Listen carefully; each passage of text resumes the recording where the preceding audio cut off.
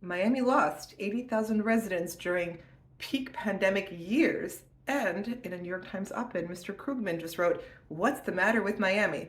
Well, I would put forth a different question. What is wrong with New York City and Los Angeles County? And why am I asking this? Because Miami-Dade County and Miami, the city, experienced population loss only during the peak COVID year of July 2020 through July 2021. This is according to census data as compiled and analyzed by the Brookings Institute, where all this information has been coming from. According to this same data set, and this has been sort of neglected and obfuscated in these headlines, both Miami-Dade and Miami went back to population positive after that peak COVID year, while the city of New York and the county of Los Angeles did not. Please see the below charts. So when we have these headlines in isolation that Miami lost population for the first time since 1970, it sounds like a unique event, like Miami-Dade is having a unique problem. It sounds very bad, unique, and somehow predictive of the future, when actually it is none of the three. We have to go dig into the original source document that all this information is coming from. And again, that's the Brookings Institute report.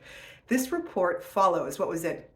38 counties around the country that have populations over 500,000 people. So point number one, all of these, there was a general trend of large urban type counties losing population since 2010. That's been an ongoing trend.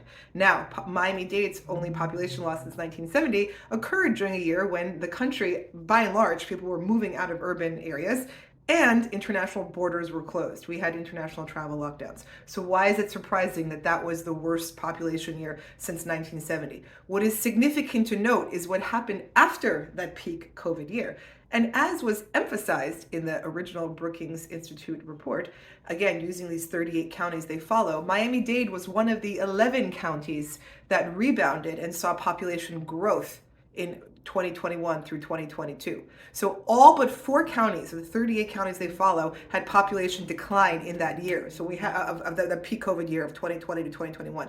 So we had these headlines saying, "Oh my God, Miami lost population." Well, so did 34 of the 38 counties tracked by the Brookings Institute. That's somehow neglected. It's a very alarmist headline, right?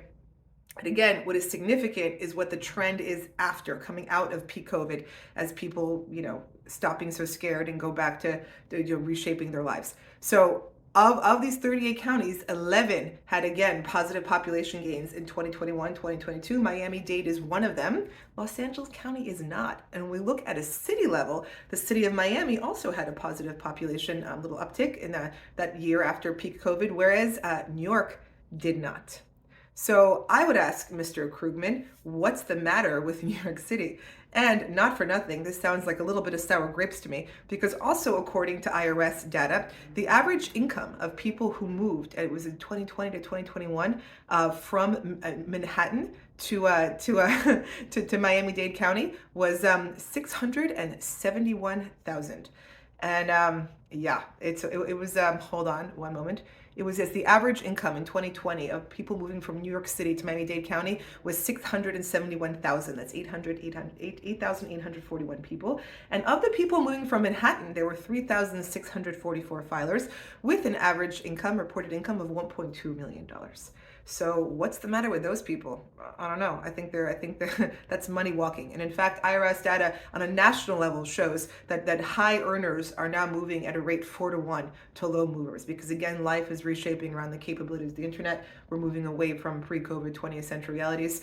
And right now we have the economic center of gravity of the nation has shifted towards the fastest growing southern states for the first time ever, away from the DC, New York, Boston corridor. So everyone, beware of headlines. There's more to this story. That population drop in Miami-Dade County was neither unique nor alarmist nor an indicator of where we're trending in the future. In fact, our county and our city trended up in 2021, 2022, whereas Los Angeles County and the city of New York did not.